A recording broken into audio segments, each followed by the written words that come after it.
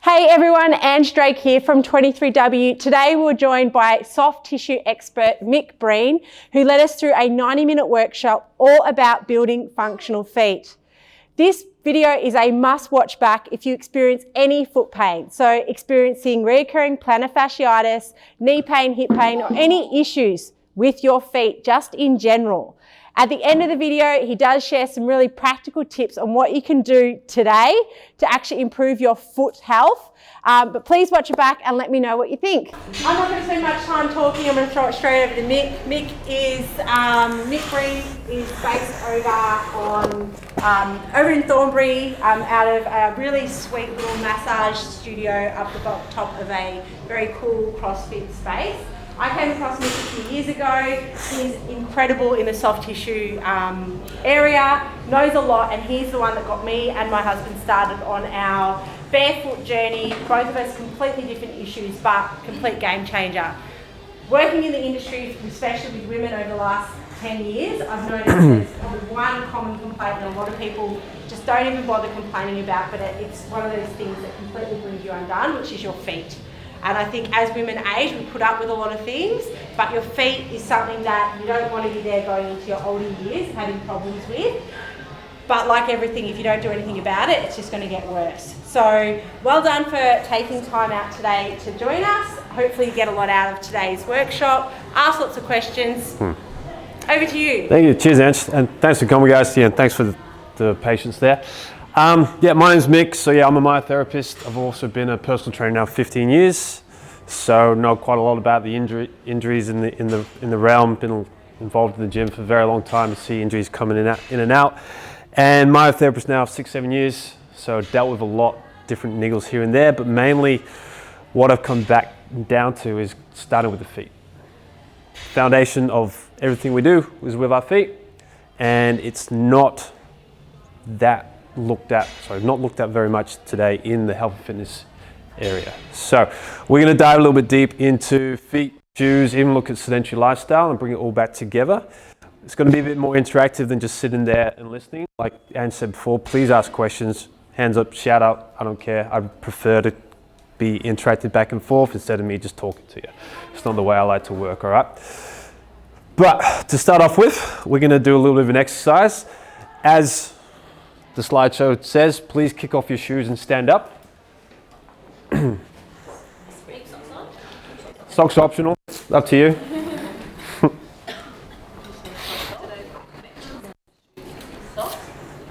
Up to you. If it's a bit cold, keep your socks on, that's all right. We'll have the socks off a little bit later, but I know it's a bit cold this morning. And everybody standing up, please.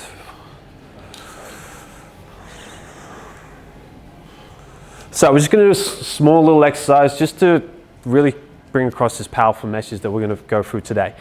So what I want you to do in a second, you're going to turn to the partner next to you. If there is uneven numbers, please go into 3. Or if it's on the back quarter, we'll just come forward a little bit. So in a second, what we're going to do, you're going to turn to the partner next to you, or in your 3, and you are going to change 33 things about your appearance. I'm joking. See, straight away, everyone went, how the hell am I going to do that? Mind block. This time, so face your partner. Instead of 33, you're going to turn around in a second. I'm going to give you a few seconds to change one thing about your appearance. Okay, so everybody turn around. Turn around so you're not looking at each other. Yeah. And you're going to change one thing about your appearance. You got 5 seconds. Anything you want. 3, 2, your appearance. And turn around. Good. All right, we're going to do that again, all right? So in a second, you turn around again. You're going to change one more thing about yourself. If you didn't quite work it out, be a bit more dramatic with it, all right? And have some fun with it. So 3, 2, 1, turn. Change that one thing about you. And turn back around. Cool. So we're having a little bit of fun, which is great. Anybody not noticed one thing about them? No? So, Relax there, have a seat back down. If we had enough time, we could do that another 31 times to make that 33 times. Basically what we're trying to show you here is, if you do one thing at a time, you can basically do anything. The moment I said to you, do 33 changes, everyone's like, shit, how do I do that? And it was just, again, mind block, seemed impossible, but if we break that down to one step at a time, we can easily get to 33 and say, oh, pretty straightforward. So we can basically do anything we want, one step at a time. And that's going to lead into what we're doing today, because there's going to hopefully be a few changes here and there that you're going to put into your everyday life, everyday practice. Seems like a lot, but it's not 33, it's just one thing at a time. So if you leave today with just one little thing, awesome, I've done my job. Not expecting everything to happen at once, but if that's something you want to go down, just look at it one at a time. Alrighty? So, I have just a little introduction video of myself, just give a bit more background of. It's a far too common conversation that cuts to Mick Breen's core. The more you start to talk to people about injuries, the more stories you hear about, oh yeah, I did my ACL, I did this, and it's just like, oh, I missed out on this awesome career just because of these stupid little injuries that can just ruin dreams. And it really did, and like I was never the same player again. As a boy on the footy field, Mick had the world at his feet. I was the rugby player. Loved every single team I played with, all my mates I played with, and it was just, I was the rugby guy and I got really good at it. And got into England under-18s, which was pretty cool for a couple of years. Before moving to Australia with his family, where the path to professional rugby appeared set. Was hoping to go even further professional with ACT Brumbies up in Canberra, that moved me up there. Good old injuries struck me down in my prime. Age of 22, had my first ACL injury. Completely knocked me for six, like didn't know what to do. Flew back home to have my parents look after me in a straight-legged brace for 6 weeks, put on 10 kilos. Life was ruined. The first of 3 ACL injuries that ended a promising playing career before it had ever truly begun. A reality that took a brutal toll on Mick's body and mind. Surgeon was like, yeah, no more. And I basically lost my identity. Down, but not defeated, Mick wanted answers. Started to learn more about the body, because what I was starting to learn was these injuries that I went through were 90% preventable. And I'm like, why weren't we told this? Why didn't we know this? Why weren't we told this growing up? The personal trainer cum myotherapist carving a new path with Melbourne soft tissue therapy. Giving me enough knowledge to then make sure I could start helping other young athletes who come through who didn't have this happen to them, have their dreams squashed by a simple injury that could have just been prevented by a few simple habitual changes. Starting at the feet, a foundation too often neglected. My biggest argument I always come back to is, were you born with shoes on your feet? Like, no one was. The moment any kind of toddler starts walking, we're wrapped in these shoes. School shoes, they are the worst things possible. And then you go to footy boots as well, they're not exactly the best things to play in either. And you just piece it all together and think like barefoot's best. We evolved to be the most efficient runners on the planet before there were shoes around. Teaching his clients how to return to running naturally. So it's all just working out how we can use the body where it was designed. I don't like to label people with injuries, because I got labelled with crappy knees and it ruined me mentally. So that's why I keep it so simple. It's like, right, let's just put you back in the place you should be. A place where potential isn't inhibited by injury.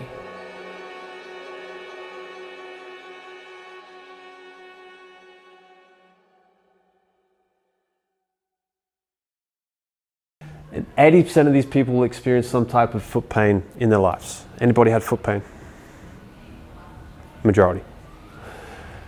Musculoskeletal conditions are the 4th leading contributor to the total disease burden of Australia. And 92% of adolescents do not get the recommended dose of daily exercise. So you can see we're starting quite a long way behind the 8 ball there. And now we look at the worldwide foot health industry. Pretty alarming figures here. The foot and ankle devices market, so that is stability shoes, orthotics, wedges, you name it, 4.2 billion every year. That was 2021, I think. Podiatry services, just going to see a podiatrist, because that is the thing we do when we hurt our feet. or we got pain on the feet, 4.3 billion. And then overall, the chronic pain treatment market, so any kind of pain involved, musculoskeletal, that kind of thing, is 81.2. And that is predicted to be 119 billion by 2030. You can see there we've got quite a big issue. And the thing is, it's not really a healthcare system we've got, it's more of a sick care. Let's just band-aid these treatments. Let's just fix what's going on there without actually fixing the underlying problems. Let's get rid of the symptoms. An orthotic will just, yes, will get you out of pain. A big stable shoe may get you out of pain, which is good, but what's your journey out of them? Are we supposed to wear these for the rest of our lives? If someone came to me with lower back pain, I'm not going to give them a back brace and say, go away, wear that for the rest of your life. It's unfortunately the way this sick care system works, and because there's more money made on those short-term fixes. I'll talk a little bit more about podiatrists later on, and I'm not saying that all podiatrists are bad. The majority, unfortunately, taught a different way. They make a lot of their money on orthotics. Anybody got orthotics? Had orthotics? Yep. Average price, 500 plus, $1,000. Come back every 6 months and keep giving them money. Like I said, we'll get into more details about it later on, but you can see it's not ideal. So we're trying to rewrite the story on feet. That old story we've all got, my feet are weak, I need support, and only an expert can fix them. It's what we're taught. The new story we want to try and get to is your feet are adaptable and you have the power to restore your own natural function. Unfortunately, the feet are treated differently to any other part of the body. Don't know why. Same muscles, same tissues, ligaments, tendons, you name it. Just for some reason, because they're on our feet, they're treated differently. We support them, we crutch them. The cool thing is with feet, they respond to any other kind of muscle. Stretch them, mobilize them, strengthen, all that. You can get back your natural strong function of just learning how they actually work. Because again, going back to podiatrists, most tend to look at knee down. There's a whole rest of your body up here. Your feet are actually controlled by your butt, by your hips. It's all connected. And unfortunately over the years, especially in the health and fitness arena, we tend to train muscles in isolation. Calf raises, hamstring curls, squats. Sorry, no, squats is a big one. We want to work as a whole. So that's what we're trying to learn here, how to fix the body through using your body as a whole. In my personal opinion, especially through the experience I've had, I believe that 90% of injuries, niggles, pains can be prevented yourself. Yes, you got that 10% of trauma, someone comes through your knee, hit by a car or something, you know, the things that aren't in your control. 90% is potentially in your control, all through prevention. And it's simply just by changing your everyday habits, your movement, your posture, your positions, your footwear, how you watch TV, how you drive. Small habitual changes like that can just go so much further and life becomes a lot more easy and a lot more enjoyable. And the biggest thing I've realized over the past few years is that a lot of people go to the gym to improve their lives. Cool, that's what we're supposed to do. But the thing is, for the majority of people, that time in the gym is potentially an hour. If you're lucky, an hour and a half to 2. Each day, 4 or 5 times a week. You compare that to 8 hours of work, potentially sitting at a desk, driving around, it really doesn't add up. So if you look at it a different way, is yes, we go to the gym to improve our lives. But if you can improve what you do outside of the gym, more movement, better shoes, better positions, better posture, that's going to improve your life inside the gym, make it easier to then make it better outside the gym. So it's a whole life change there. It's not just, yeah, cool, I go to the gym. The funny thing is a lot of injuries do come out in the gym, but it's never the gym's fault. Because you think about it, you got all these awesome coaches watching you, looking at your form and that. Just because you've done a deadlift in here and it's hurt your back, I mean, how many times have you deadlift out there, picking up your kids, picking up the groceries with poor form? And you shouldn't have to worry about thinking about that form over there. You should be able to just pick it up. But unfortunately, potentially, sitting down for too many hours, driving around too long, inability of certain muscles and that constant deadlift position is just not going to help you in the long run. So it's thinking a little bit more about what you're doing outside of the gym instead of just the gym. And basically your body is the vehicle to explore your world. If it breaks down, you don't have another one. So convenience is the biggest killer. Life is just getting way too easy these days. And the majority of what we do is it's just way too convenient. We used to, back in the day, to move a lot more for what we did throughout the day. Out in the farms, not being stuck in a desk, and basically we tend to drive instead of walking. Use the remote on the TV instead of getting up and changing the TV. Everyone will remember them having to change the dial. We communicate through our phones instead of actually physically going to see friends and family. And unfortunately today there's a lot more people playing sport online against each other in e-gaming instead of actually physically going out, which is really alarming. So general everyday movement in most humans is becoming less and less and less.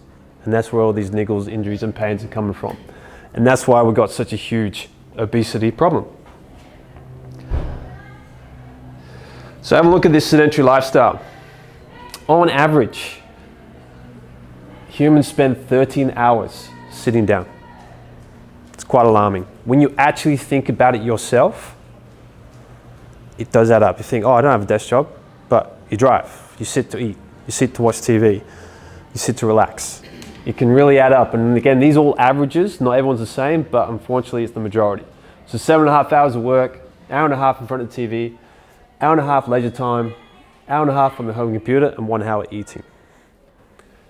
It only leaves, once you've added in the ideal 8 hours of sleep, about 3 hours of movement. It's not a lot. And unfortunately, physical inactivity is the 4th leading cause for global mortality, just by not moving. Again, very alarming. 3.2 million deaths per year is related to this, just simply inactivity. And they've now coined the term sitting disease. You may have heard that sitting is kind of the new smoking. In a way, it kind of is. We now know a lot more about smoking and why ideally we shouldn't be doing it. It's only just slowly coming out that sitting is getting just as bad as that kind of health risk. All right? So the consequences of this sitting down leads to weakening, wasting away of our big leg muscles, mainly our glutes and our hamstrings. We spend all day sat on this on our butts. It's very hard to come in the gym and start squatting or lifting. 15 years in the fitness industry, I'd say 90% again of clients who come in struggle to find their glutes. Anybody feel that? Yep. Plenty of exercises out there to help find the glutes, activate the glutes. The easiest way is sitting down less. As soon as you stand up, you're using your glutes. Your glutes are not switched off. They're on, otherwise you wouldn't be able to stand up. They're just lacking the connection between brain and glutes. You basically got glute amnesia. We've got big butts for a reason, to keep us upright and get us going. They keep us strong. We just need to help them out. Inactive core in our chair. The cool thing is with you are, yes, you are sitting down. It's funny to talk about. But you're on a bench. You're still using your core upright. In a chair, we get comfortable in this position. We can stay there forever. And that is acting as your brace for the midsection. That doesn't have to do any work. Glutes don't have to do any work.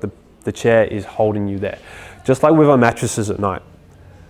If your mattress is too soft, yes, it's comfortable, but you are not supporting yourself throughout that night. 6 to 8 hours of sleeping, it's a big reason why a lot of people wake up with lower back pain, because they're just not supporting their body at night. So thermal mattress, the better. And spine is a big one. Loss of your normal range of motion. We get stuck in this forward shoulder position. Head starts poking forward. Diaphragm dysfunction. Hard to breathe. Numbness and tingling in the fingers. Anybody had that? 1 or 2? Yep. Neck pain and headaches. Lower back pain. Pretty straightforward. Biggest thing is lack of blood flow. We need blood flow to keep us mobile, keep us strong. And shortening and weakening of important postural muscles and basically creates a massive imbalance between the front of our body and the back of our body.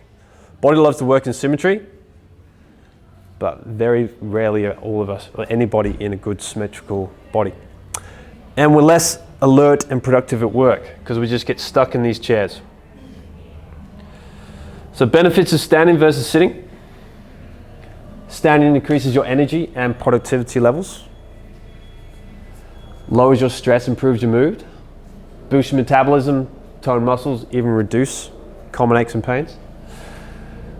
You're using more muscles when you stood up, like say the glutes, hamstring, core and all that are just not there when we are sat down. More blood flow, more oxygen, nutrients to the brain, increases mood enhancing chemicals, always a good thing. Greater mental awareness, more productive, more alert, better at your job, can get through your work a lot easier. Fat burning enzymes are increased. I think it's great, like if you are standing for the majority of your day, you're burning 170,000 more calories a year. And you're not doing anything, you're just standing. So it's good free movement. And they're slowly starting to link this prolonged sitting down to, unfortunately, different types of cancers. Just from that, it's the lack of blood flow. That's the biggest thing.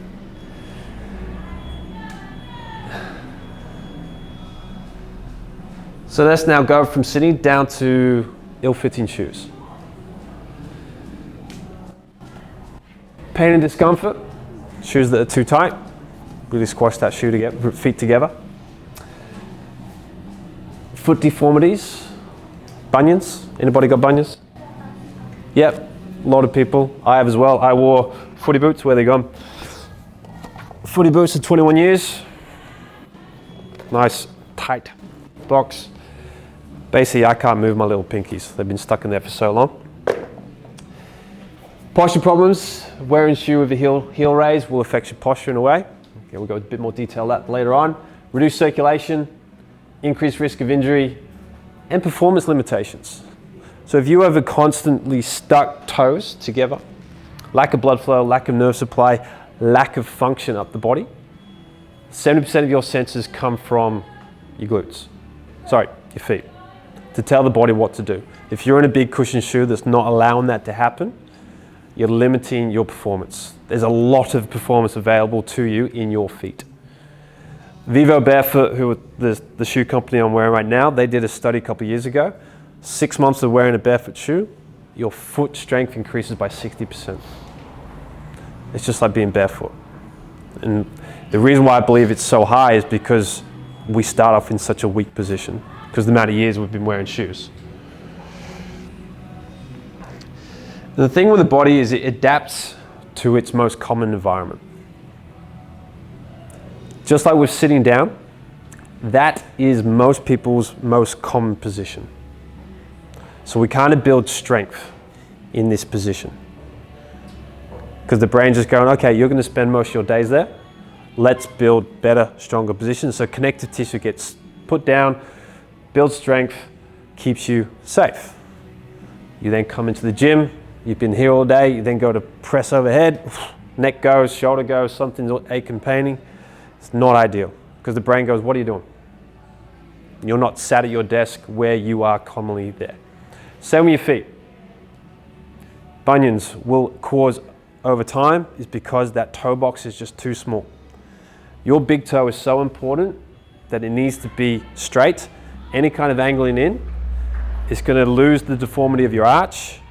You only get as much function for your glutes, and just again limits that performance. Knees get caved in, and it takes time to eventually change. A lot of people believe that, well, we're told that bunions are just there forever. They're not. There's another thing with connective tissue is what's called the dowager's hump. You may see it in some people, they've got the big bump on the top of the neck there because they've been here for so long. It's just the brain putting down connective tissue, again, to keep you strong. And we're told it's irreversible. And again, in my opinion, I don't think it is. Yes, you may have spent 15, 20 plus years creating it. You can eventually get rid of it again. Because the cool thing with fascia, it rejuvenates every 7 months, depending on the environment it's put in. So fascia basically is everywhere in our body. Big, intertwining, interwebbing piece of tissue, connective tissue, that is within every single muscle, every single bone, ligament, tendon, organ, you name it. That's what creates our movement. When we put tension on our fascial system, that's what helps us be nice and springy, nice and boundy, nice and powerful. It gets sucked down, immobile, when we're immobile ourselves. So we really want to keep the fascia nice and strong. And the thing with the brain is we've still got our reptilian brain from good old hunter-gatherer days. We haven't evolved much since then. And the brain is built for survival. The brain will always try and do a movement the easiest way. It's lazy. So, say you come in after a long day at work, you come to the gym, you go to the deadlift, the brain is going to want to use the easiest muscles to do that. Same with running. Running is just seen as something we do. It's not seen as a skill because it is one of the most natural things we do as humans. But again, if you spend most of your days sat at a desk or driving around, you're going to run the way you sit. And that will cause overstriding, heel striking, poor posture, poor breathing, and just cause all types of injuries. 80% of runners every year get injured. It's a big stat. When it is one of the most natural things we do as humans. And they're not big injuries, they're just little calf strains, lower back pain, neck pain, you name it. We need to relearn how to run to get out of these positions, and it simply starts by just moving more throughout the day and learning how to use your body, how to connect, sitting and shoes. So let's have a look at the importance of your butt. In your position there, squeeze your cheeks. Always makes people smile when they do this. Now, stand up, please. Do the exact same. Squeeze your cheeks again. What do we notice? Easier? Yep, much easier. Yes, you can squeeze your butt, you can relax down again. Yes, you can squeeze your butt when you're sat down, but it's a lot harder for the brain to know what's going on. Once you're stood up, the brain's like, oh cool, now I can bring those cheeks on a lot easier. So you can see just by standing up, getting these working, it's going to improve function of the whole body, hip stability, strength, posture, etc., etc., etc. And it's similar with shoes on, shoes off. You've already got your shoes off, which is good. But if you were to stand up with a cushion shoe, something like, where's my Asics gone? Old pair of my mum's shoes. Unfortunately, if you like Asics, in my opinion, the worst shoe company out there. I know I do piss people a bit off with that, but they are the one company that are continually going maximalist, adding more and more technology to a shoe. If you are this far off the ground, you are blindfolding your feet to the ground. Like I said before, 70% of your senses come from your feet connecting to the ground to tell the brain, tell the body what to do. If you're in something like this, you're blindfolding that sense, so the body just starts guessing. If you're in a shoe like mine, 3mm sole, built for protection, I can feel every single part of that ground. Best analogy for it, imagine if you're trying to protect your eyes from the sun, you wear sunglasses. You don't put a blindfold on. Basically, this is a blindfold for your feet, these are sunnies. So we're not blocking the sense, we're just protecting it. Can I ask, in that sense, are football boots good? I know, It's a good question. I spend a lot of time with football boots. Yep. And so, We still need sport-specific shoes. And there are some companies coming up now that are going more barefoot style. But if you've got to spare $1,000 to get them, it's not very easy to go with. But you're still gonna not wear these for the majority of your time. Yes, you wear them a lot, but if you have the skills to look after your feet, recover your feet, you're in your everyday casual shoes that aren't as bad as these, then cool. Sport specific, you need them. You need the studs, just like with any other sport. Just like with Olympic lifting or squatting and stuff in the gym, we got that heel raise, the ollie lifting shoes. They're there for a reason. They're sport specific, but we don't spend all our days in.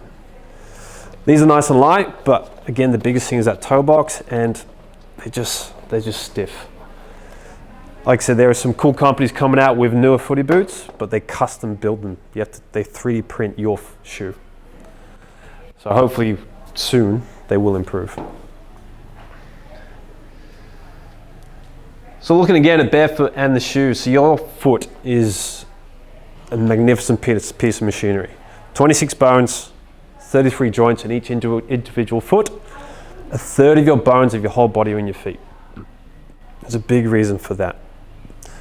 When you go into a ASIC like that, big stable cushion built up shoe, basically turns those 33 joints into pretty much one joint.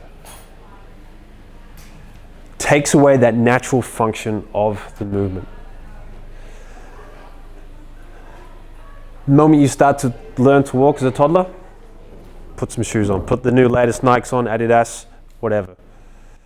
The last thing a kid wants to do is wear shoes. I've seen videos in the past of a toddler just walking along barefoot, happy as Larry, put the shoes on, constantly falling over because they've just lost that sense. Another funny video is if you've ever seen people put shoes on their dogs. The feet are going all over the place. Very funny. But they've lost the sense. They're going, where's my sense gone? I need that back. So you can really see what shoes could potentially do for you. And basically our feet want to tell the rest of our body about our posture, our muscle tone, our proprioception, balance, etc. We're blindfolding them with the majority of the shoes that we wear. And from the question before about the footy boots, we can get away with those kind of shoes if we address our most common pair of shoes. Because that is what you are wearing for the majority of your time. Can I ask, 70% of your senses come from your feet. Mm-hmm. I don't understand. So with your five senses, like so touch, feel and all that, most of it is, 70% of it is coming from your feet to give the body the proprioception and responses to... Tactile, sensory input. Yeah. So like your vision, your hearing, all those senses, it's enlarged from the nerves on the bottom of your feet. So you got 250,000 nerves on the bottom of your feet. Yeah. It's curious. I didn't know that. No, it's when I was like, wow, that's a lot. And we're just so far off for it. Like there's a thing called grounding and earthing. You know, what helps connects us to Mother Nature, but we're so far away from it. There's so much more detail into it. I'm not really that versed on it. But just by getting your bare feet on grass, soil and everything has a massive reaction to the rest of the body. Like, visual input. Yep.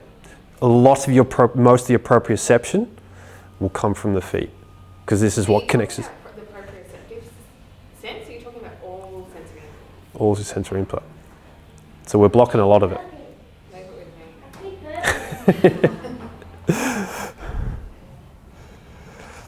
Can you explain what the big word was? Proprioceptive? Proprioception? Yep. That's the understanding of where your body is in space and sort of like that deep pressure that you get through the joints. It's how you perceive your movement. So that's the best thing to say. Like with your balance, like which we're going to do in a sec. If you start balancing, if you've got no proprioception, you have no idea where to put your next step. It perceives your next position. Is it like feedback? Exactly. Yeah. Telling your body where it is in space. Because if it's like closing your eyes, you don't know what you're doing, but you've still got your other senses to help with that. It's how you can like walk around a corner and not hit it with your shoulder because you know it with your shoulder. Yeah. I know we test it by closing your eyes and somebody else takes your toe, and if you close your eyes, somebody else takes your toe, and the person moves your foot up or down, and you've got to pick which one it is, but your eyes are closed. Makes sense. So, like. Go, that'd be cool. Go. Come here, babe. All right, close your eyes. All right, now tell me if your toe is up or down. Up. Yeah, and up or down. Down. Yeah. Cool. To be clear, Catherine is a trained medical professional. Cool. Yeah. I'm just like, Yeah, so it's so important to have that proprioception within your whole system. A lot of that comes from the fascia and the connective tissue system. Like I saw there's a video on YouTube of this guy in England. He ate some meat and got some kind of infection, and he actually lost his proprioception. It's a very rare disease, but most people will never ever walk again. They'll be wheelchair bound. But he was able to retrain his body, and the way he walks is like he walks like this because he has no perception of where that foot's going to go unless he looks at it. So he's using that sense to help, but he's lost the other senses to actually know where he needs to do it. Because we walk along, like we don't have to think, oh, put your foot there, put your foot there. Whereas he has to every single time. As soon as he closes his eyes, he's on the floor. So it's basically our sixth sense that's not really talked about as much as it should. So here's a challenge for you. Standing up again.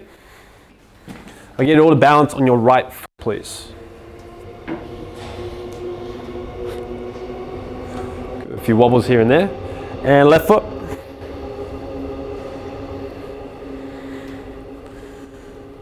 Cool. And relax. Anybody find it challenging?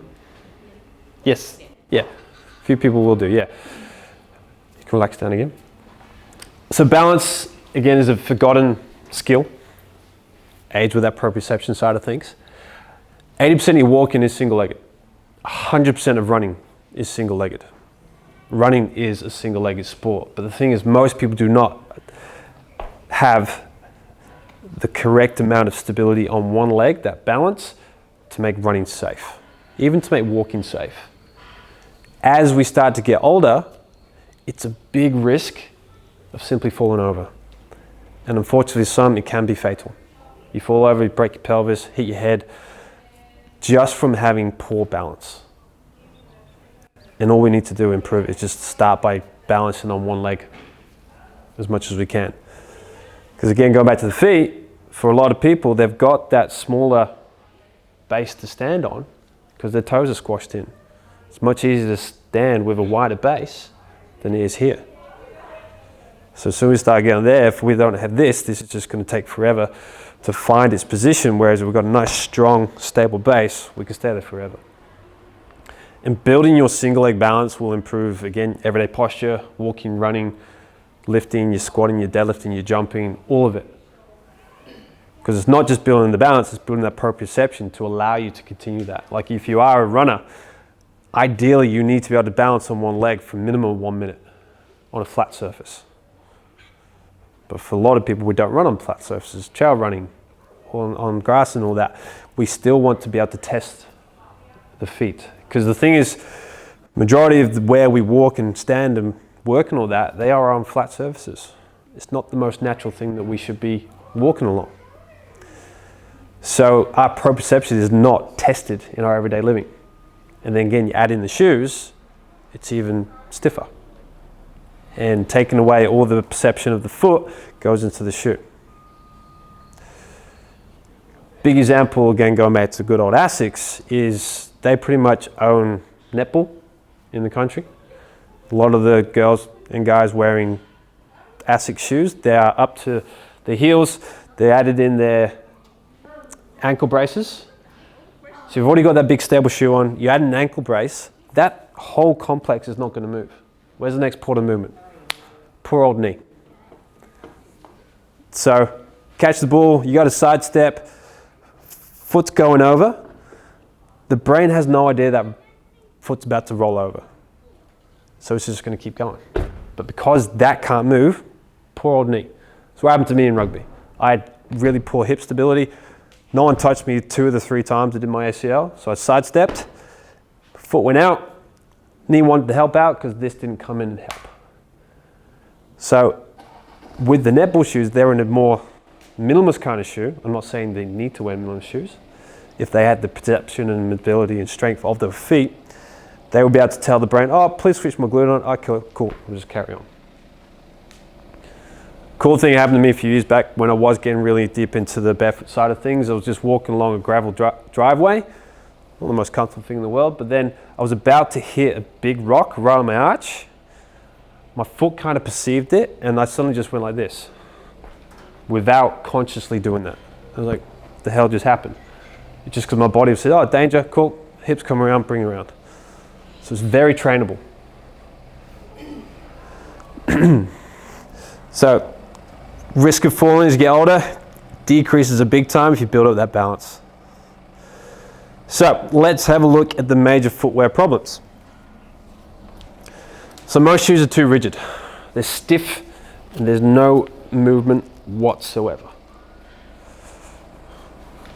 Good old Viva barefoot. I feel like everyone should be grabbing their shoes. Yeah. So this moves, articulates each way. Taking both off now. So your foot is actually in two parts, your front and your back. The thing is, most shoes will not allow for that. You can really twist the foot back and forth like that. First time I did it, massive crack came out of it and big relief. For some reason, shoe companies believe we need to be stable and stiff. Same with the footy boots. Do you know why? Why they do that? Why do they think that? I don't know. Like, for some reason, especially the sporting footwear companies believe we need to add to these shoes to increase our performance. Yes, some do, but they're taking away the belief of what we've already got in our natural feet. And it's because of high risks of injuries throughout the years, because of all other things like sedentary lifestyle, lack of movement and all that. They think, oh, let's help with the feet to bolster it. And yes, you can get some performance out of shoes. Insoles, there's those Nike Superflies that you've got a carbon fiber plate to it that add 4% of your speed. No.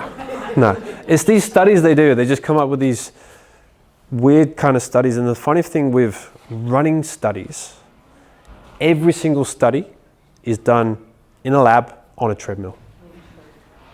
That's not how we were born to run at all. And textbooks, how to run, every single thing that we teach in running is from those studies. And we're running mechanically. So mechanically, this may improve us for something, but it takes away so much more. Because again, the netballer going out, if that was able to move, cool, maybe able to perceive a bit better to get out of that potential risk of injury. So rigidness is a big one.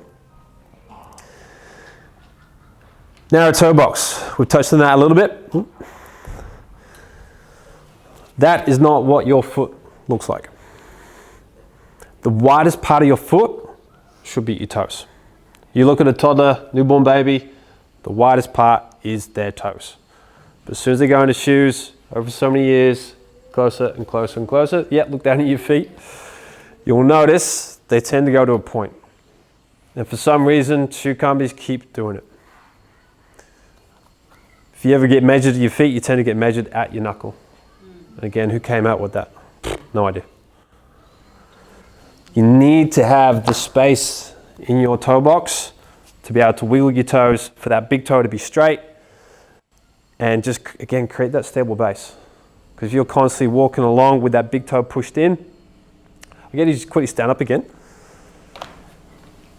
We're going to balance on the right foot again, but this time with your left foot, just push that big toe in as hard as you can so it looks like a decent bunion, and then try and balance. You may notice that arch collapse in, your knee collapse in, lower back pain, all kinds of stuff. Cool, thanks, you can relax. So you can see from just that simple position of that big toe, because that getting full extension of the big toe creates that strength in the arch. We need that arch. And that's where orthotics do come in, or let's say that in a sec. But it's not just runner's shoes, it's high heels, men's dress shoes. Now this is not me saying never wear your pretty little heels, men wearing dress shoes. They have their place. They look great. Just not as often as we like to think. Again, just same with the footy boot. They have a purpose, but it's your everyday casual moving around shoe, which is your most important. So try and look for a big toe box for that foot to fit in. Heel lift. Majority of shoes have this heel raise in them for no apparent reason. If you look at the graphic on the left, you've got your zero drop shoe on the left and an elevated heel on the right. Look what that heel does to your posture. So I know if I have a little heel, I got this little, obviously this is wrong, but like I've got a little half inner sole thing that just lifts up my heel in my sandals. Mm-hmm. And if I don't wear that, I just get sore back, Yeah, sore knees. But with that just little raise, it does like. because you've conditioned yourself to that, your body's got used to that. And like I said, something like that can help in the meantime. But over time, you can easily get out of that. It may take a bit of effort, it may take a bit of time, which is not what people want to do. They just want to have this fix. But you can see there with a big, well, anywhere from centimeter to a few, it puts you up into this heel raise position. Straight away, that's shortening your calf and your Achilles. We have to slightly bend the knees. We have to rotate our hips forward, get this anterior tilt, which makes it harder for the glutes to work, puts the pressure on the lower back, head pokes forward, shoulders come forward. Just from this tiny little heel, because the body wants to be upright. Exactly like the dude on the left, but with the heel, it puts you in this position. Obviously, you can't walk around like that, so that's why we have to compensate for that. What you're saying there, like you've conditioned yourself to be strong there. It doesn't mean you can't get away from that. And if that little heel raise is helping, and you're not causing any other dramas, cool. Not everybody's the same. Not everybody should be able to go barefoot. Yes, be able to if we could, but there are certain circumstances where we need that little bit of help. And yeah, the only real advantage for majority for a heel is to make it look taller. The reason why they came into running shoes is because of Nike. They ruined it for everybody. Back in the 70s, they wanted their runners to run faster, and they hypothesized back then that a longer stride makes you run faster, cover more distance. Kind of made sense. But the thing is, when you overstride, you've got to go heel first. So they used to run in flat pumps like this, but it was hurting their runners. So they think, okay, let's put a big cushion heel on the bottom. Oh, it doesn't hurt anymore. 50 years later, we're still adding that to shoes for no apparent reason, because it just feels nice. Cushioning. So I was talking before about the sensors.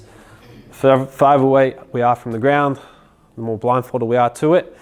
And the thing is, they seemed adding cushioning to help with the impact we hit on the ground, help to apparently disperse it. We have all the beautiful technology in our Achilles and our feet and our toes to do that for us. Is that even if we're running on bitumen all the time? Yes. Interesting. Yes. If you are running longer distances, I would recommend still a bit of cushioning. Like, that's actually only changed recently for me over the past year. I used to think, right, everybody should be able to run in a barefoot shoe or barefoot. I was a bit naive in that. And then I found out with a bit more research and working with another running coach in England that we did evolve to be the most efficient runners on the planet. With persistent hunting, how we used to catch our prey, we wouldn't be running 5K, 10K, half marathon, marathon. They're all made up sports. Persistent hunting is jog for a bit, walk for a bit, sprint, jog, walk, sprint, blah, blah, blah. They're not doing a consistent 5K, a consistent 10, half marathon, etc. So having that little bit of cushion is cool. So the shoes I run in are ultra runners. They've still got the wide toe box, they're still flat, they're mobile, they've just got a bit of cushion just to help. Again, sport specific. That make sense? Yeah. Because the thing is, with every single step you take when you run, 2.5 times your body load is hitting every single step. We need to be able to disperse that load evenly. But the cool thing with humans is we're actually one of 2 mammals in the world who, the more impact we put to the ground, the faster we go. It's us and kangaroos. A kangaroo actually uses less energy when it's bounding along beautifully with its massive strides. It uses less energy doing that than simply walking around. They've got a big, strong Achilles, just like us. So when we can utilize the fascial system that we've both got a lot of, we can rebound and run for a very long time efficiently. Because going back to good old posture and our immobilities, our stiffness, weakness, if we are mainly running along with our muscles, poor posture, heavy in just the muscle side of things, we will tire. Muscles need energy, they need fuel, they burn calories. Your fascial system never gets tired. Doesn't need energy, doesn't need fuel. So if you can utilize your fascial system when running, even when walking, you can keep going and going and going. It's a hard one to get your head around, because again, I've been running with my muscles for a long time, but you will see a lot of the African runners, beautiful, tall, elastic kind of runners, because they haven't had what's called negative nurture. They haven't sat in chairs most of their lives. They haven't worn crappy shoes most of their life. They've used their natural gift of elasticity to run beautifully. And that's why they're the best runners in the world. So we can really utilize that elastic system. And like say, when we impact the ground, big debate in running, I know we're going a bit running here, but it's always good to know, is the debate of where your foot touches the ground, whether we heel strike, forefoot strike, or midfoot. Again, I used to advocate a forefoot landing. Heel striking helps nobody. But think of when you drop a bowl upside down. Lands perfectly on the lip. You get a nice suctioning sound, and the load is dispersed evenly, and it just stays there. You tilt it forward, forefoot, backwards, heel strike, hits the ground, goes all over the place. There's no way I can do that perfectly. But you can see is all that load impact is going to one spot. Especially a heel strike. That is going to go through a hard stop. Ankle, knee, hip, lower back, spine, you name it. Even with a forefoot strike, which I used to do, it overloads certain muscles. So we want that flat foot, what's called a tripod landing, to disperse that load evenly. Now that's different to walking. Running and walking are completely different. Walking, we heel strike, we come to the outside of a foot, pronate across to the big toe and push yourself through. So again, go back to the big toe. If it's pushed in, I can't get full extension, and I'm going to come in like this, and I'm going to wear a hole in my knee. Again, comes back to how important and straight that big toe needs to be. Support. Arch support, the midfoot support.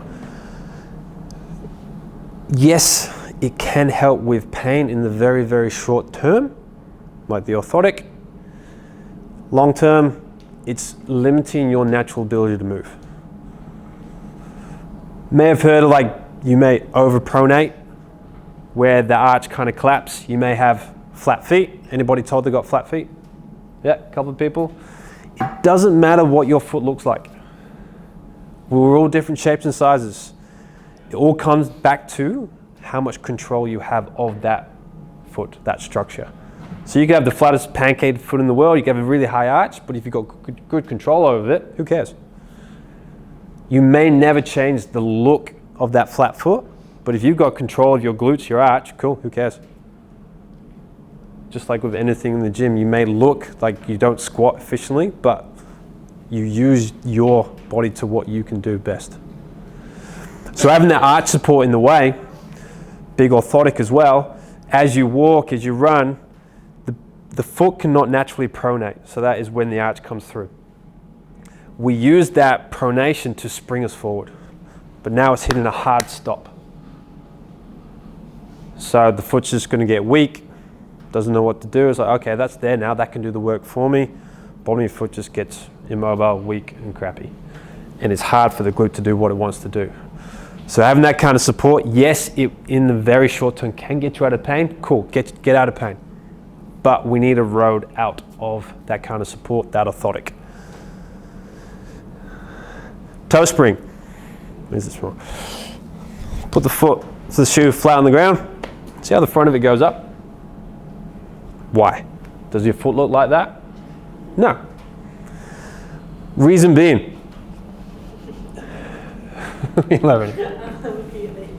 Everyone choose. If this shoe was flat, your toes are not strong enough to extend it up because this is just too stiff. So we've got to put this toe spring in to allow us to walk through. However, the moment you put your foot in a shoe like this, your toes go into immediate extension. Everybody puts their palm up like this. Extend your fingers. What tightens? Your palm. Now, add in a heel raise. Tightens a lot more. That is your plantar fascia. Plantar fasciitis, pretty big word around the world. A lot of people suffer from it, and it will mainly come back to a shoe because the plantar fascia should only contract as you hit the ground and as you push off. When it's in flight, it should be relaxed. But when it's in a shoe like this, it is constantly on. So no wonder we've got an epidemic of plantar fasciitis. It never gets to relax. All right, so if you see a big toe spring like that, get away from it. Like that's not even that bad. I mean, look at the one up there, it's ridiculous. And you can see the x-ray of that foot. That is what your natural foot is looking like in a Nike. Doesn't look comfortable at all. And basically shoes today are more about fashion over function. Looking good. I was even having a chat to a new client last night. He's got a couple of young boys and they just want the new Nikes. Because I remember being at school, if you changed the look of your shoes, you would get absolutely run out of school. You'd be bullied for weeks. So it's hard to get away from the most common pairs, your Nikes, your Asics, your Pumas, whatever. You rock up in a shoe like this, think, oh, what are they? It's even wearing toe socks. Like, people will judge you. You just, yeah, oh no, I'm used to it. Totally used to it. But the thing is, they are so damn comfortable. They're a bitch to put on, but they're so comfortable because you can just get to move. And that's unfortunately the biggest thing a thing that people do get stuck with is that, yeah, they may transition to a better shoe, but if they're consistently wearing socks that are too small, they're still squashing your toes together. So yes, they may look a bit wanky, but that's what your feet look like. We wear gloves that are the same as our fingers. Why can't we wear the toes? The feet just get so much crap. I often think about, I wear stockings a lot. Yep. I often think about my stockings a lot. Yeah. Totally. Yeah. Just cut the top off. Stuart stocking. I think they do exist too. Yeah, you can make stuff with toes. There is companies out there. There's an Australian company called Toe Socks, SOX, I think. They've got stockings, I believe. Another 20 minutes to Yeah. It does, yeah, you got to make sure. Tell you, get in that little pinky in. Oh, big toes is the pinky. So a good way of just seeing if your shoe actually fits. So if you've got a shoe here with an immovable sole, take it out, stand up and place your foot on that sole. Oh, phonics. So stand up and put your foot on it. Maybe take your socks off as well though, because your socks are going to contour yourself to that. You can see that. So ideally they shouldn't really fit. The thing is, if this is your most common shoe, you've adapted that foot to that sole. But splay your toes out like they should be. They won't fit on that sole. Mine do, but the side of my foot doesn't. Say again? Mine do, but the side of my foot doesn't. Yeah, you got a nice little bunionette there as well. Bones burn out. Oh, okay. Yep. And that would have come from shoes. Well, I don't know. I got it when I was really young. Yeah, see, a lot of people have said that like bunions are hereditary. No, they're not. I got it before 20. You would have worn shoes for 15 years. Yeah. Some people are more susceptible with their looser connective tissue, so they are easily adapted more than most. Are you quite mobile? Yeah. Like bendy and stuff? Yeah. No. Like someone like myself who's super tight, it takes years to build that up, whereas some people are really bendy, they can just adapt to that. In that is the Yeah, especially in females as well. Yeah. Of course, you can really see like mostly they're like, your feet don't ideally fit on that. They've just adapted. So it really shows you how thin that shoe can actually be. And like that x-ray before shows you what your foot looks like in a shoe that's too small. So it's always a good test when you do go buy a new pair of shoes. So touch on orthotics just a little bit more. If you were given orthotics, were you ever given exercises to get out of them? No. No one ever is. Again, I hate hating on podiatrists because they're not out there to hurt people. I learned a long time ago that when you go to podiatry school, you're taught how to make orthotics. You're not really taught about your walking gait, your running gait, and again, they normally go knee down. Now there's some great podiatrists out there in more barefoot style. Andy Breen is the one local around here, well not here, but Melbourne. He's absolutely killing it. And he's got all the skills of a podiatrist to help you with that, any kind of foot pain, but he's going to get you more towards transitioning. And it's a lot what I do as well. Like if I see someone who's got lower back pain, like, the bad habit I have is when I meet someone, I go straight to their feet, their shoes. Everybody knows me, sees that. So like I said, don't judge me, I'm too late.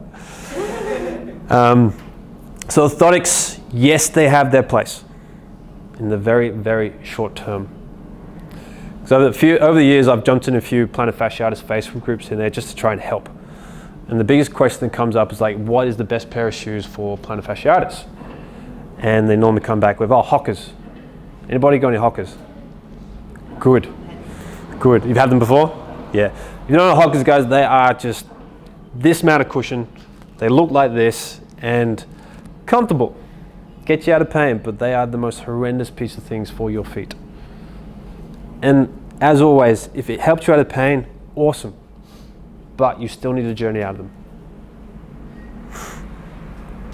them. So what do we want to look for in a pair of shoes? Basically, WTFF, what the fuck feet. Easiest way to go for it. Wide, add that toe box. Make sure you can fit your toes in. Thin soled, like they're 3 mil. They're just there for protection. They're not going to puncture anything. I can still feel every single part of the ground I walk on. Flat, no heel race, and then flexible. Making sure your foot can articulate around that. So they're the 4 things you really want to look at when you are buying a pair of shoes. So, we're going to have a bit of a play. I forgot to bring a ball actually. 3 things that can really start off by helping you replenish your foot mobility. Do you have a mobility ball, please? Yeah, like tennis balls. Yeah, cool. Tennis balls. First one is your toe yoga. So, come down to the ground. What you want to do is popping your socks off if you do have time. You're going to intertwine your fingers between your toes. A little bit challenging. You should be able to do it. Depends how stiff your toes are. Unfortunately, some people they just do have fat fingers and it just doesn't help. But try and get knuckle deep if you can. And then all you're going to do, it's going to be a bit nasty. Just move the toes around.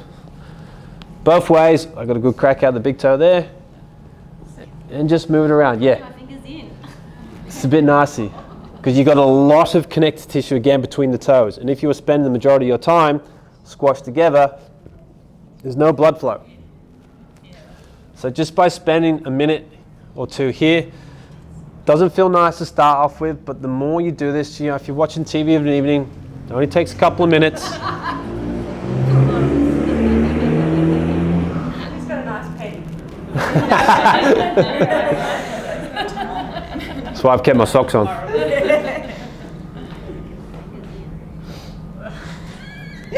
Cool. Jump up for me and just have a walk around. See if you notice anything.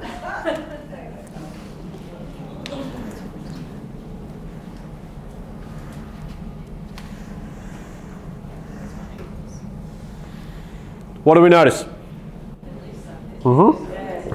Looser? Bit lighter? Feel more? Bit more of a spread?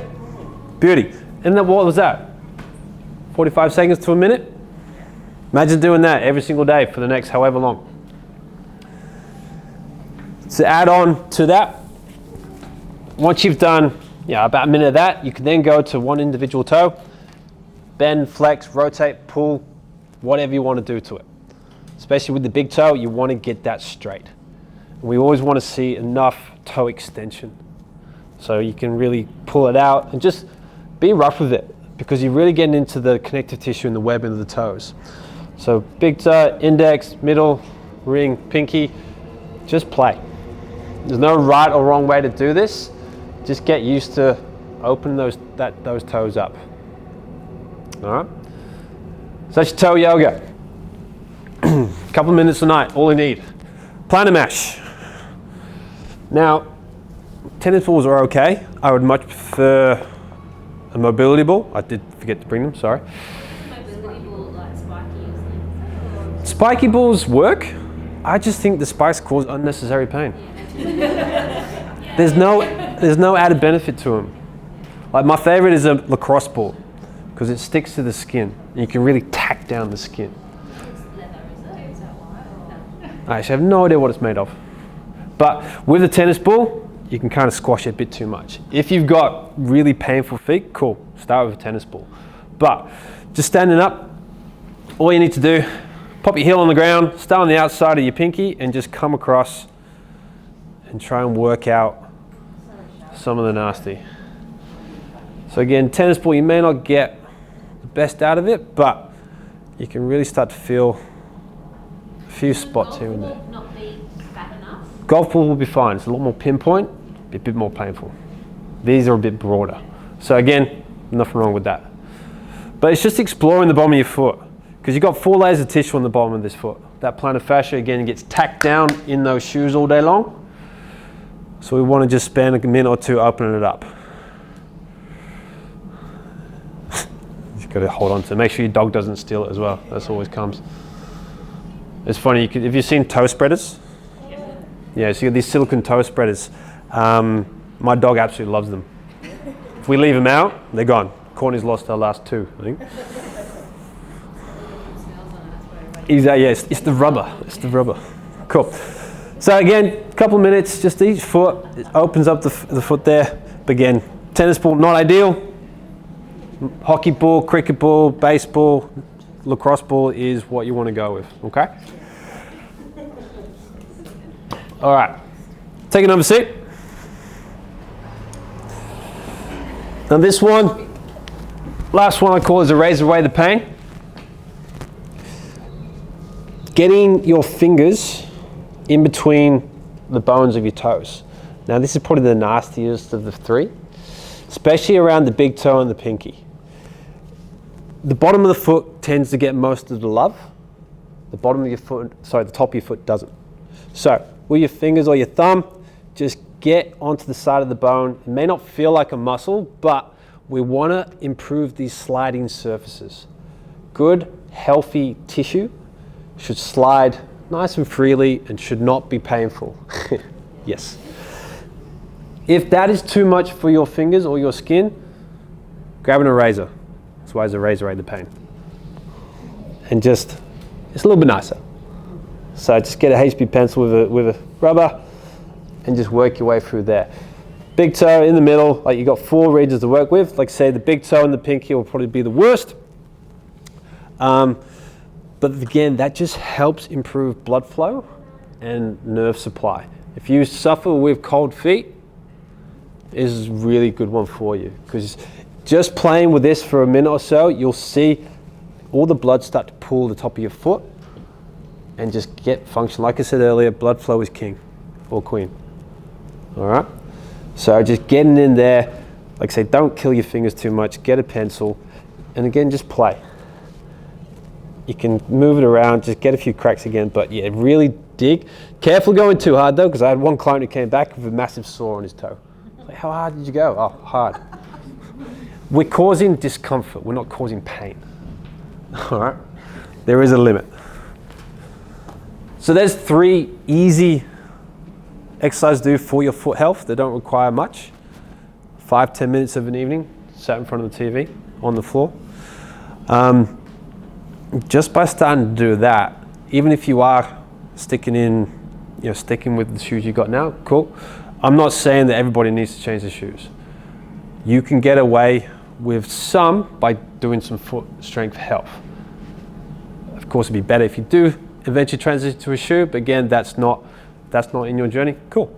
Just look after your feet the same way. So if you are wearing the footy boots all day long, stiff, you have to wear heels for work. You have to wear just tight shoes, work boots. They're a big thing. If you recover your feet at the end of the day, start of the day, cool. That really just helps take away some of the issues that can come up. Can I just ask a question? Is there kind of a transition process you should take to a shoe like Good question. So there's no exact timeline. Just like when you jump into the gym, you're not going to come in and just deadlift 100 kilos. It's a slow transition on how you are feeling. Like there's been different timelines in the past and I'm like, I don't agree with that because every single individual is different. How's your sleep? How's your nutrition? How's your movement? How's your hydration? Et cetera, et cetera, et cetera. There's nothing wrong with going straight to your casual pair of shoes, changing from your New Balance there to these, if you're just walking around in them. If you wanted to change your gym shoes, that's going to take a little bit longer. But if you get into a barefoot shoe, wear them half an hour, 2 hours, until you start to feel, okay, oh, now I'm feeling this. Take them off, put your other shoes back on. You're sending your feet to the gym for the first time. Again, you take it easy. It may take 6 weeks, it may take 6 months. There's no rush to get there. Speed it up though, you add an exercise like this that can help improve that foot function. If it is more of a gym shoe, again, you can squat, deadlift, lift. Don't run, jump, skip too soon. Again, feel it out. If you're really sore after the first half an hour, cool, take them back. Sorry, don't take it, but take them off and transition slower. Yeah, don't take it back.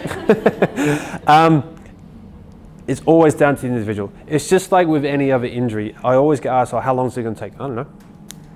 Again, hydration, sleep, nutrition, movement, all that. Each the individual. It always goes off feel. And it's the same as well for, I've got what's called Stand Up to Strength program, where if you are transitioning to a more of a stand-up desk at work, again, it could be a couple of weeks, it could be a few months, who knows. You don't push on until you feel like you can. You're confident in your body, you're strong enough. Because again, that looks different to every single individual. We do some exercises with no shoes. Mm-hmm. Could we do more exercises in the gym with no shoes, or rather than getting used to barefoot shoes? If we just didn't wear shoes. If your coaches allow it, for sure. Yeah. If it's the funny thing is, like, you see a lot of these Globo gyms are, you've got to wear shoes. If you drop a 20 kilo plate on your foot, a shoe's not going to protect you. So barefoot is definitely best, especially with lifting. Squats, deadlifts, press, all that, because you are connected to the ground. You can feel the ground. You're going to get this on more. Taking away that little bit of cushion is gold. All right, cool. Good question. Thank you. What barefoot shoes do you recommend then? Because I'm just Googling. You just Like, so. like, you know, obviously, like with running shoes, there's numerous brands. So, Yep. you know, which one's the better? Is there such a thing, or it just comes down to Personal use, like I wear Vivos, basically because I do stock them, I do sell them. I've got 20 pairs of these now because I love them. Are they American? English, yeah, but they are getting bigger. Like, you've got Vivos, you've got Zeros, plenty of other ones, Allbirds. I mean, the list goes on. You probably Google that. But my personal opinion with Vivos is because they actually look better. Zeros, Xero, they're ugly. Yeah.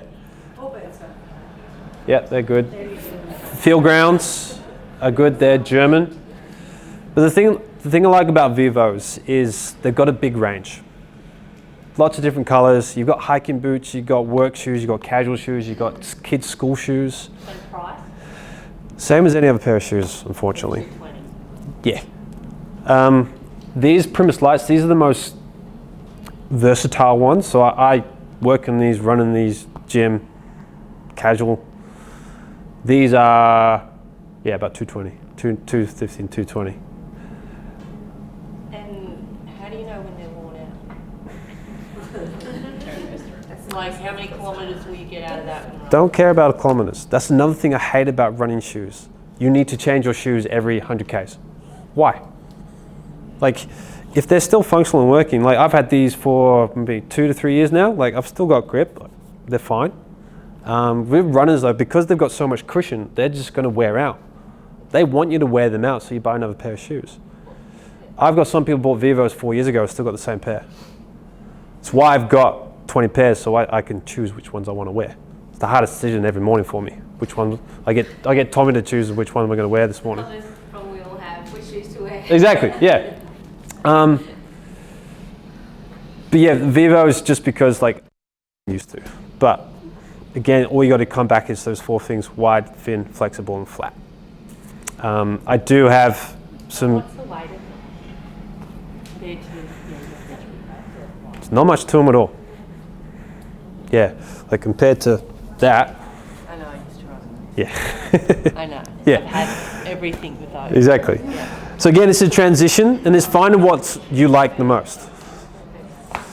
Like at the end, I do have discount card here for the Vivos. If you are interested, it doesn't mean you have to go with them.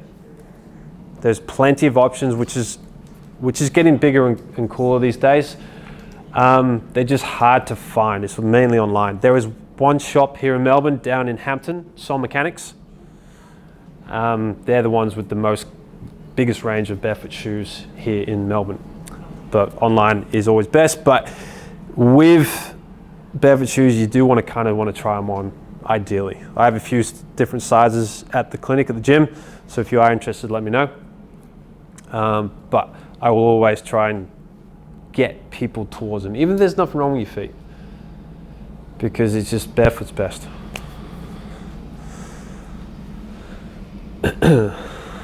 All right, so how are we going to battle against this foot pain, sedentary lifestyle? So like we said at the start, it's small, slow, habitual changes, one thing at a time, not 33. And it's basically move well, move often. And like I mentioned before, I do have, if you have, anybody got a desk job, sit down desk job? Yeah, majority. Do you have access to sit stand desks? Do you use them? No? Everyone's looking for a stand-up desk, everyone. Yeah, they are getting easier to get a hold of. Unfortunately, for still a lot of jobs, they think most people have to get them because they've got an injury, which is just so backwards. Being able to transition to a stand-up desk is going to change everything in your movement, everyday movement, your mood, your productivity, your performance in the gym, your happiness at home is huge. Just from changing that one little thing. But again, it's just like the shoes. If you get a stand-up desk, don't just go standing up straight away. It's just like going into the barefoot shoes and wearing them, going on a marathon run. Not ideal. That's why I developed this program, especially because of lockdown. Everyone went to this at home. Yes, we get access to these stand-up desks, which is cool, but there's no education behind them. Just like you need the education with your feet and your shoes. So it's just a step-by-step process of helping you adapt to a stand-up desk. So if you can, I would heavily recommend you try to get one. If you do need any help with that, like as a myotherapist, I can write you a recommendation just to help, because I know a lot of companies need that. Is it better to use the mat and bare feet, or? I mean, you have those anti-fatigue mats. Yeah. I don't know why they're called anti-fatigue. Squishy, yeah. But the thing is, if you are on a hard, cold floor all day long, yeah, that can help. But should you be barefoot, or should you just leave your shoes on? Depends what your shoes are. If you're wearing cushioned shoes, then I'll take them off. If you don't have to wear them, take them off. And you've got the ball underneath there. It's always good to also have a little bit of a step, because if you put a step up or a slant board, you're actually unloading the hips. So funny stat, actually, in pubs around the bar, they've got a step around the bar. They brought that back in years and years ago, because when you put your foot up like this, you can stand there for longer. So it made them buy more drinks. Yeah, silly things like that, because it just unloads the hip. Because obviously, standing up all day is not ideal. It just allows you to move more, gives you more options. So try it without shoes, with shoes, etc. Try that as well.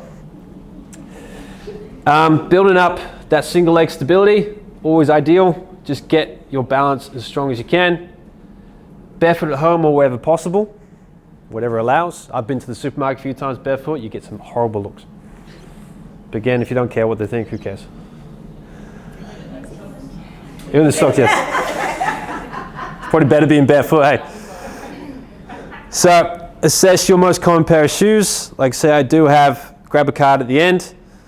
Doing your toe yoga, your plantar mash, and to raise away the pain. Easy things to just start getting into your everyday life. And if you do really suffer from plantar fasciitis, I do again have a program, or come see me at the clinic. It's a lot easier to do it physically to see where you're at. But if you are strapped for time, do have a program there. And basically, yeah, any kind of aches, pains, niggles, soft tissue treatment, like kind words that Ange said before about helping her with her journey, and also Courtney and that. My main philosophy in any kind of movement treatment, that thing, it's getting you back to your most common, your perfect position. Because of our sedentary lifestyles, because of our shoes, we are just put into these poorer positions where shoulders sat forward, hips rotated forward. I'm not one to label people with injuries. There's a million different names for hip injuries or shoulder injuries, itises, opathies, syndromes, all that. If I give you that, if I say you've got greater trochanter bursitis, you're gonna, oh shit, Google. It's a 6-week injury. You gotta do this, don't do this, do this, and you're like, shit. Nah, your hips probably just rotated forward, let's put it back in. Let's get you connected from your feet to your hips. So it's just putting you back in your anatomical position that we are never in these days. So try and make it very simple with my treatments.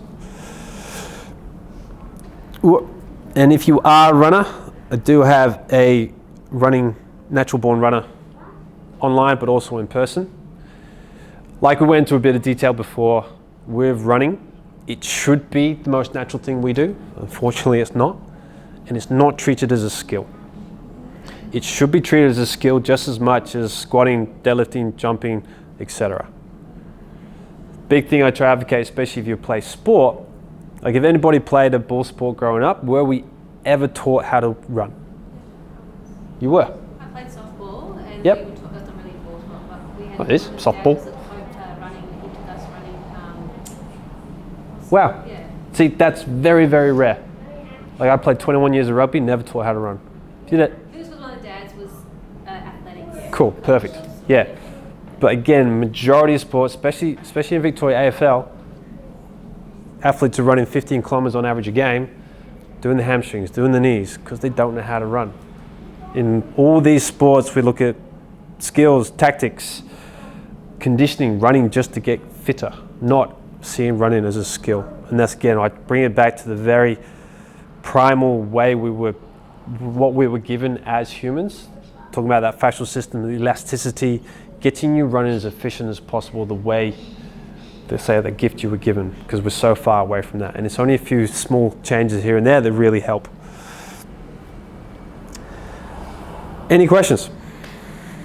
Oh yeah. Shoot them out. So up the road, there's an ASICS outlet. So I've always put my kids in ASICS. And Yep. they're cheap. Should I feel guilty about that? No, you shouldn't feel guilty all, because you've been all this dribble of marketing. These companies have billions of dollars in their marketing to brainwash us of what to buy them. So you shouldn't feel guilty at all. It's just what we're shown. So what's a better, okay, they're 4 and 6, and when these shoes fatigue, what sort of, should I be just looking at? Barefoot shoes. Barefoot shoes? Because the beauty for young kids is they will adapt so damn quickly that their feet won't even be that bad. But you start them at that age, cool. They've got so much potential with their performance. Okay, and buying shoes terrifies me online. Which Yeah. is just a disaster. Mm-hmm. Yes, massive range. Like say, the younger the better to get them in. Yeah, like they even have little toddler ones these days. Just going off those 4 things: wide, thin, flexible, and flat. Because I wish I knew that back then, because I honestly believe my knees screwed up because of my feet.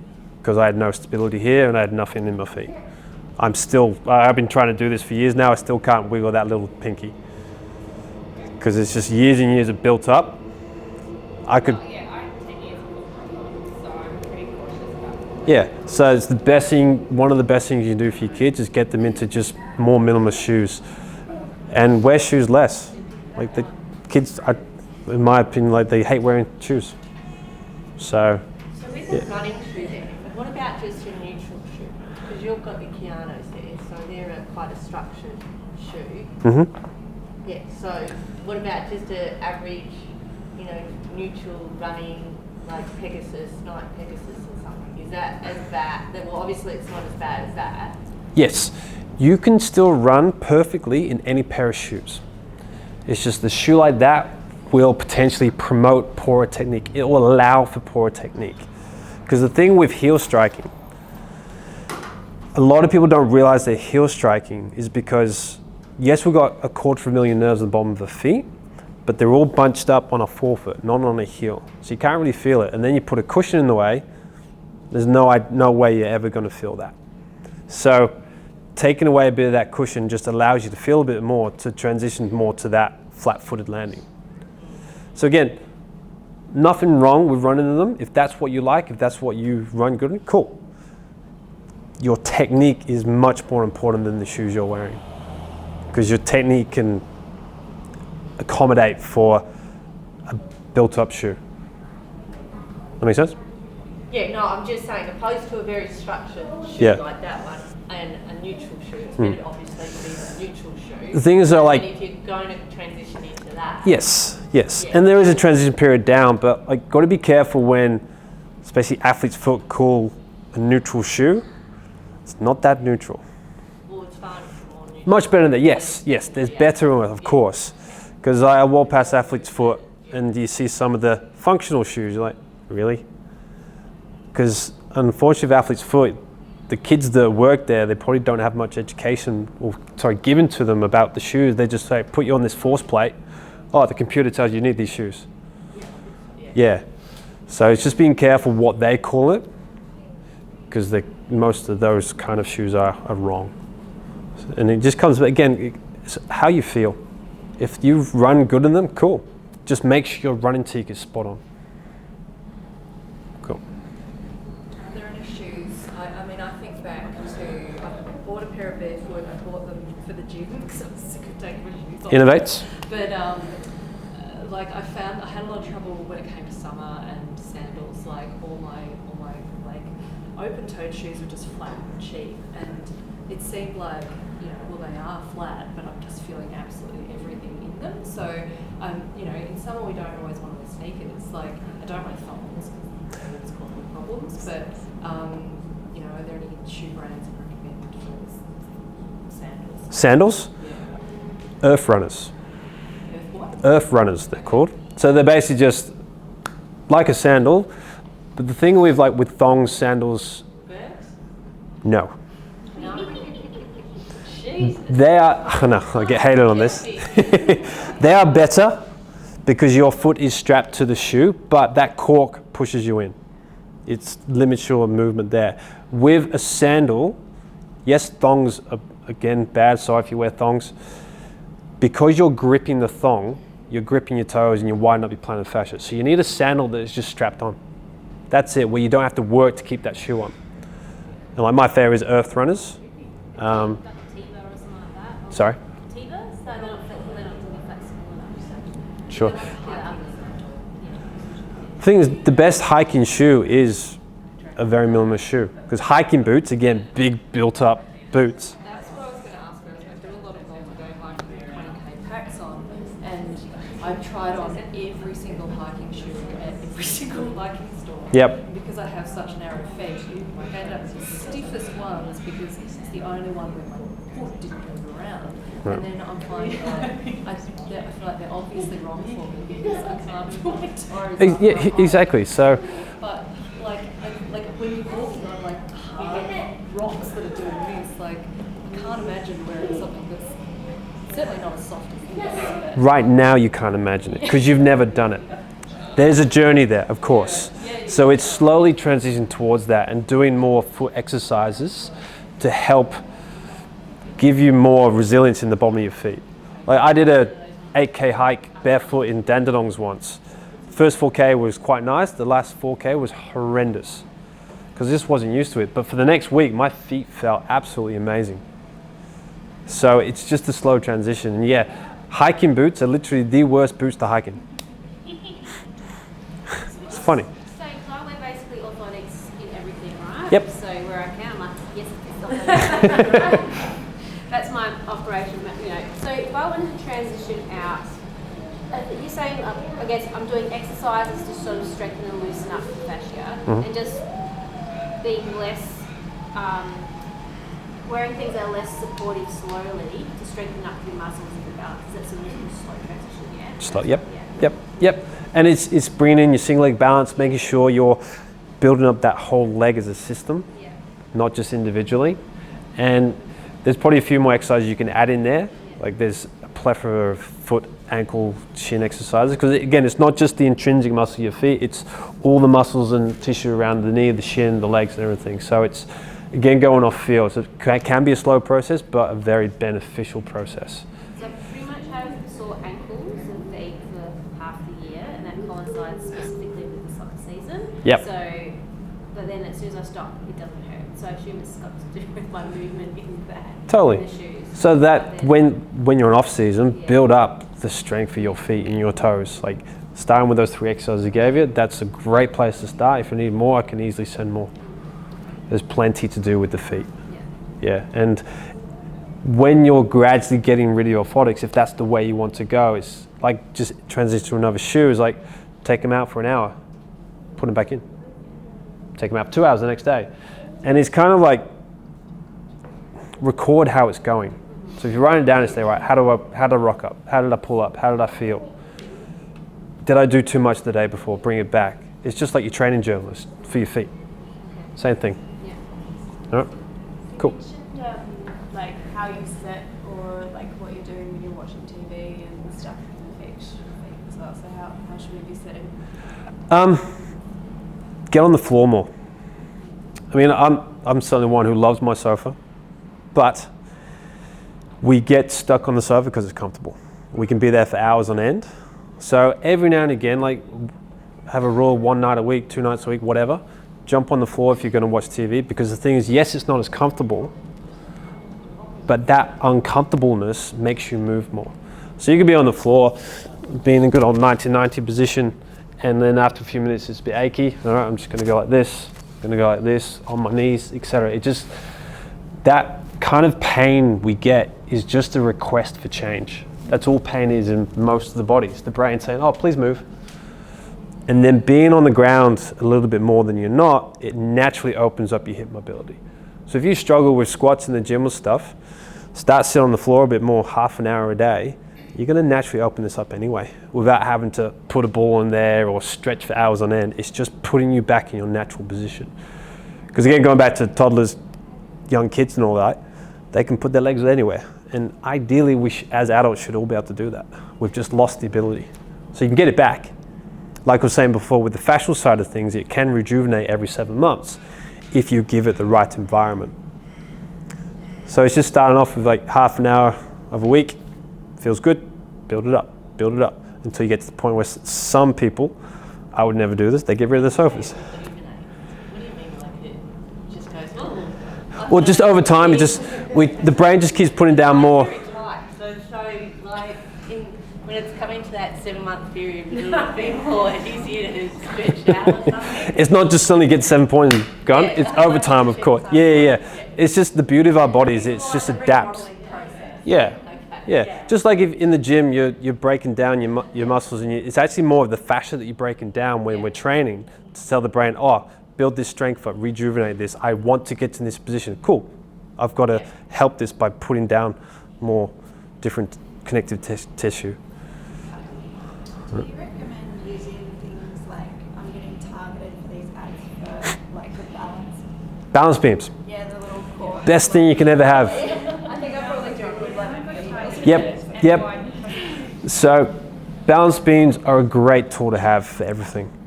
I have one in the clinic, I have one at home, and it's just a good, fun way of challenging your balance. Because most people get it on, they're off after 2 seconds, like, hang on a sec, right, I'm gonna do better.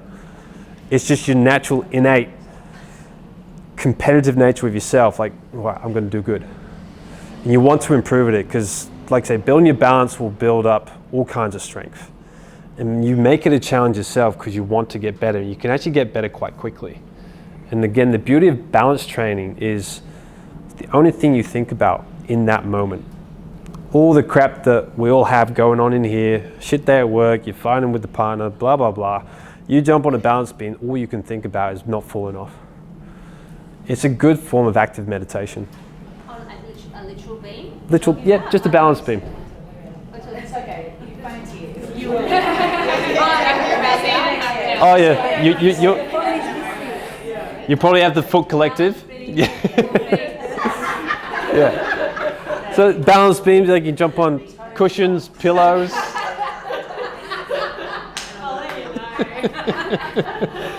Anything with an unstable surface, but balance beam, great. You can make them yourself. Like again, they are expensive to buy, unfortunately, but you can just go down to Bunnings and make your own. And it's a great tool to have. And like, say we have Tommy at home, he plays on it all the time because it builds up their balance straight away, and you make it a game. Especially if you've got kids, it's a great way to play with them. And we learn by playing. So okay, like I'm starting to balance, I fell off, all right, hang on, no, I'm having fun with this, but how do I improve this? And there's endless amount of ways you can play with a balance beam. It's cool, good question.